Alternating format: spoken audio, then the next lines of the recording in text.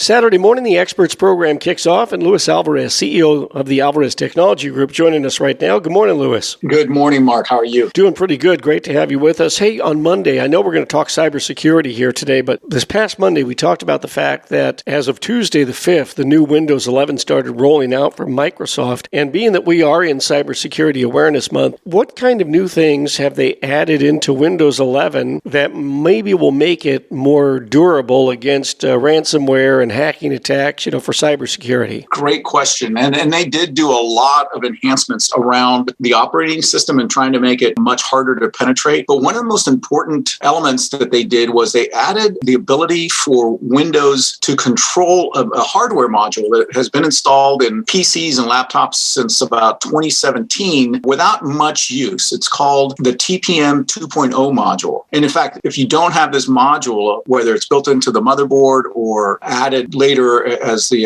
PC was put together, you won't be able to install Windows 11 because it requires that. And what that does is it protects the system from being penetrated by viruses that are designed to get into the firmware, underneath all of the protection that you put in there, all of the enhancements that you add to your PC to make it more secure, like anti-malware and all that other stuff. That can be bypassed by sophisticated enough software. But if you have this TPM, the Trusted Platform module, integrated into your PC, then Windows 11 can take control of that and really prevent a lot of things from happening, including, in some cases, ransomware from spreading. So that's certainly good news, and it sounds like Microsoft being a lot more proactive in this area. One other thing that you can do if you're somebody that does not like passwords, Windows Hello, which is a biometric system that's designed to take a picture of your face and let you log in by just using your face as the password, if you will, is built into Windows 11, and it's much more robust than it was in Windows 10 and easier to set up. All right, let's move on to some cybersecurity work here. And the U.S. is warning that ransomware payments could violate sanctions. I guess these might be sanctions that our government and State Department have with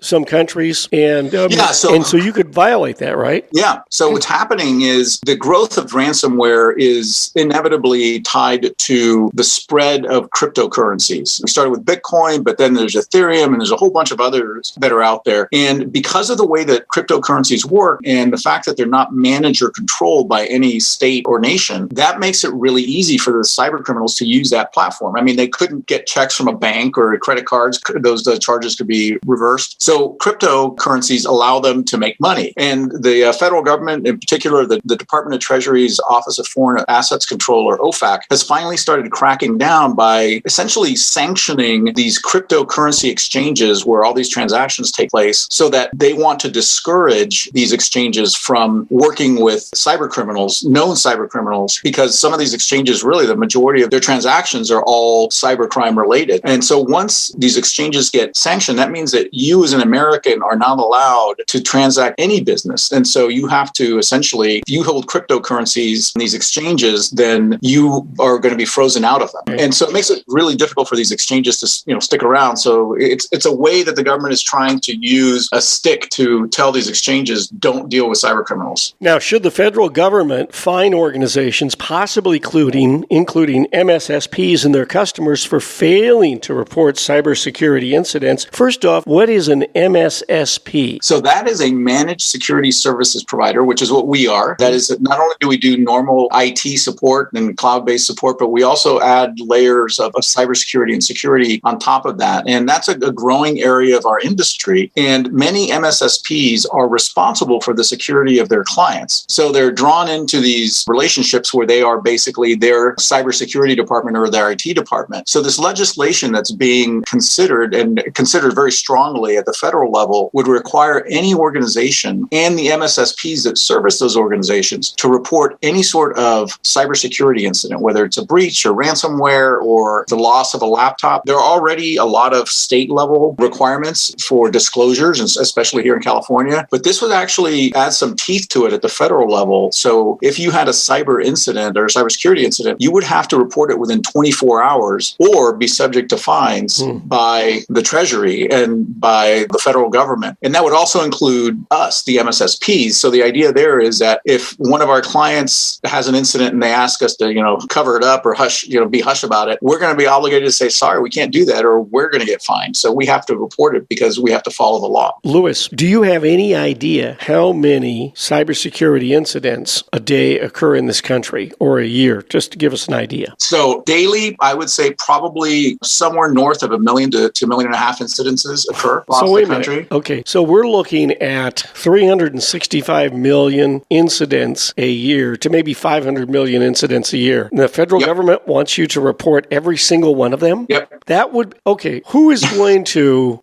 Exactly. Who is going to look at every one of these incidents and say, okay, okay? I mean, this is, at first, the average person hears, oh, yes, those companies need to report these incidents because it's so important to report these incidents. Granted. But if we're talking about 1 million a day to 1.5 million a day, and we're talking about 365 million to 500 million a year, it would be impossible to report all of those. And then secondly, it would really be impossible to go ahead and deal with those, right? Who's going to be sitting behind a desk at some office in the Defense Department or the NSA or whatever looking at all of these? It's an impossibility. If it was 100,000 a day, it would be an impossibility. The form of the legislation is such right now that it's not very specific about what form of reporting you would use. Is this going to be a new platform that they're going to create that would just ingest a lot of information and basically nobody does anything about it other than just say, yeah, thanks for letting us know? Or is there going to be some action that needs to be taken? In which case, you're right. It's going to be extremely difficult for anything. The system would be overwhelmed in its first few days of functioning. So we still have to see how it rolls out and if it rolls out in its current form or some modified in some way. But the point here is that there is legislation that is being looked at every level of government in order to really tamp down the amount of cyber security incidents there are by forcing companies who are reluctant to spend the money to take precautions to do what they need to do. And this is just another way to encourage them to do things. You know, we're talking today about Cybersecurity Awareness Month here in October, and the best defense you have as a business is that very same thing, is to make sure your employees are aware of what the threats are, what they look like, and how to detect them and how to report them so that you don't become a victim and you don't have to report any incidents. Last thing to mention here, I talked to you about it in an email last weekend, was we're getting a lot of these quote-unquote celebrations online in recognition of particular days. Like the last one was National Daughter's Day and then National Son's Day. Now, apparently these days have existed for a few years, but now they've become a thing on the internet. And I saw a posting by a friend of mine. She was reposting something from someone else, and she was saying, hey, really be careful about sharing this kind of information on the internet, like who your children are, how old they are, their names, what days they were born, because while these recognition days on the outside of the internet are legitimate, at the same time, a lot of times they can be promoted on the internet as a means of a phishing scam, of getting personal data, not only about you, but about your child. Yep, that is a really good point. That a lot of what we traditionally think is email phishing is moving on to social media because people let their guard down when they're on social media. They see familiar names, they see other people that have posted that they know, and they think, oh, this must be a legit thing. But if you ever get asked personal information about your family, your friends, your phone number,